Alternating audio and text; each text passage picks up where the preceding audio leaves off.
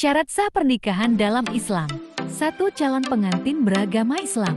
Syarat sah pernikahan pertama adalah calon pengantin, baik itu laki-laki atau perempuan harus beragama Islam.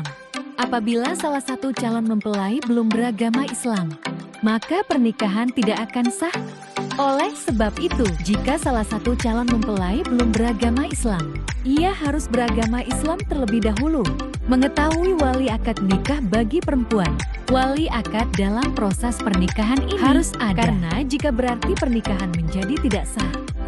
Dalam agama Islam, untuk memilih wali sudah ada aturannya, sehingga tidak boleh sembarangan memilih wali akad nikah.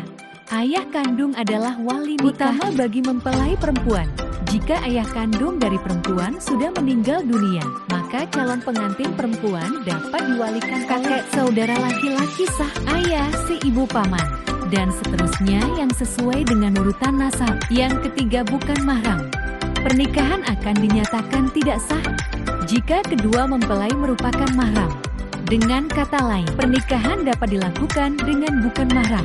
Dalam hal ini, bukan mahram merupakan tanda bahwa pernikahan dapat dilakukan karena tidak ada penghalangnya.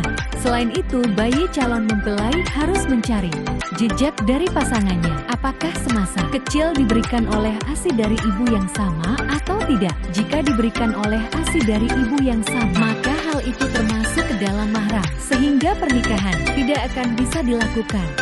Yang keempat, sedang tidak melakukan ibadah haji atau umrah. Para ulama melarang jika sedang melaksanakan ibadah haji atau umrah untuk melakukan pernikahan. Para ulama menyatakan hal ini berdasarkan seorang ulama berhijab Syafi'i yang terkandung di dalam kitab Fathul Qadib Al-Mujib. Di dalam kitab itu disebut bahwa salah satu larangan haji adalah tidak boleh melaksanakan akad nikah atau wali dalam pernikahan.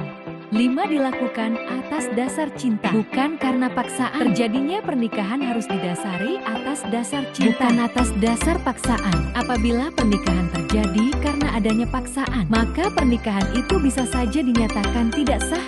Dengan kata lain, suatu proses pernikahan harus berdasarkan keinginan calon pengantin laki-laki atau calon pengantin perempuan.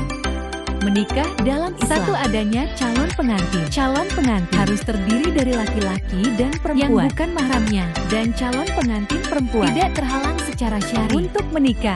2. Adanya wali. Bagi calon pengantin perempuan harus dihadiri oleh wali atau wali hakim. 3. Dihadiri 2 orang saksi. Ketika pernikahan berlangsung, harus ada 2 orang saksi yang adil atau yang memenuhi syarat bagi saksi. Yang keempat, diucapkan ijab, dan yang kelima diucapkan kabul dari pengantin laki-laki.